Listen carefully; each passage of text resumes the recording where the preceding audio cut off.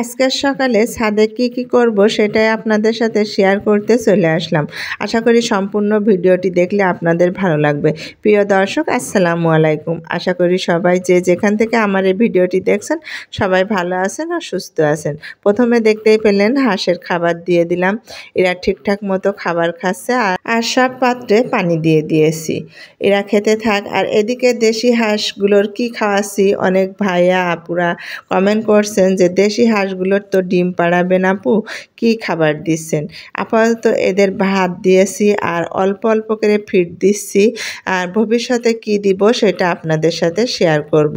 আর এদিকে দেখতে পাচ্ছেন একটি ড্রামে লাউ গাছ লাগিয়ে দিয়েছি, আর বৃষ্টি হওয়াতে আমার গাছগুলো অসম্ভব সুন্দর হচ্ছে। সেই সব গাছ আপনাদের দেখাবো যে ছাদে আমি এই কি গাছ লাগিয়েছি আর বৃষ্টির কারণে গাছগুলো কেমন হয়েছে সবটাই আপনাদের সাথে শেয়ার করব। দেখতেই পারছেন হাঁসগুলো আমার কিন্তু খেয়ে নিচ্ছে। এবার চলুন আমরা গাছগুলো দেখে নিই। প্রথমে দেখালাম তো লাউ গাছ, এবার মিষ্টি কুমড়ো গাছ আমার পানে উঠে গেছে। দেখতেই পারছেন আলহামদুলিল্লাহ অনেক সুন্দর হয়েছে, আর সুন্দর সুন্দর ফুলের কুঁড়ি মনে হচ্ছে বের হয়েছে, অসংখ্য কুঁড়ি বের হয়েছে। আমার গাছগুলোর জন্য সবাই দোয়া করবেন যেন খুব ভালোভাবে ফল ধরে। গাছগুলো কিন্তু বানে উঠে গেছে, দেখতেই পারছেন। আর মিষ্টি কুমড়োর নিচে সাইডে আমি উস্তের বীজ লাগিয়ে দিয়েছিলাম, ফুল ধরে গেছে, দেখতেই পারছেন। আর অন্য অন্য গাছেও কিন্তু উস্তে ধরেছে, সেগুলো আপনাদের দেখাবো, ছিঁড়া দেখাবো। আর দেখতেই পাচ্ছেন অনেক পুঁই শাকের বীজ লাগিয়েছি, বেরিয়ে গেছে। আর এই তো দেখতেই পারছেন বরবটি গাছে ফুল ফুটেছে, বহুত ফুল ফুটেছে। আমার মনে হয় অনেক ফল ধরবে কিছুদিনের ভিতরেই। আর এদিকে আমার বেগুন গাছে ফুল ধরেছে। আসলে বৃষ্টি পেয়ে সব গাছগাছালি ফলে ভরে যাচ্ছে। মাশাআল্লাহ, আলহামদুলিল্লাহ, অনেক ভালো লাগছে। মরিচ গাছে ফুল ফুটেছে, দেখতেই পারছেন। হয়তো কিছুদিনের ভিতরেই মরিচ ধরবে। আর এই তো এদিকে আরও উস্তে গাছ আছে, সিম গাছ আছে, দেখতেই পারছেন সিম গাছগুলো প্রায় বানে ধরে যাচ্ছে। আর এদিকে লতির থেকে আমি কচু লাগিয়েছিলাম, কচু গাছ হয়ে অনেকটাই বড় হয়ে গেছে।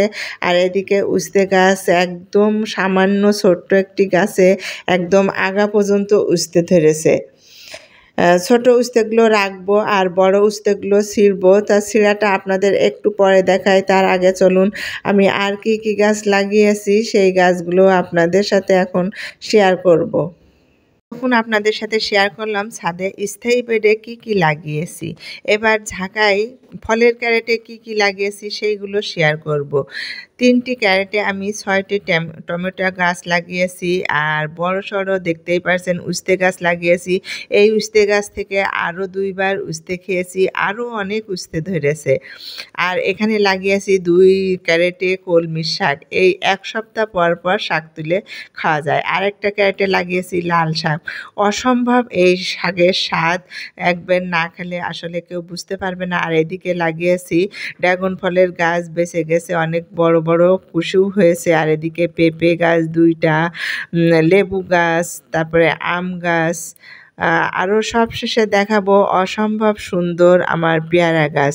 এই পেয়ারা গাছের পেয়ারা যে এতটাই স্বাদ, না খেলে বুঝতেই পারতাম না যে কতটা স্বাদ। দেখেন অসংখ্য পেয়ারা হবে, এই জন্য ফুল ধরেছে। যাই হোক, দোয়া করবেন আমার সব গাছগাছালি যেন ভালো থাকে আর ফুলি ফলে ভরে যায়, সেই দোয়াই করবেন।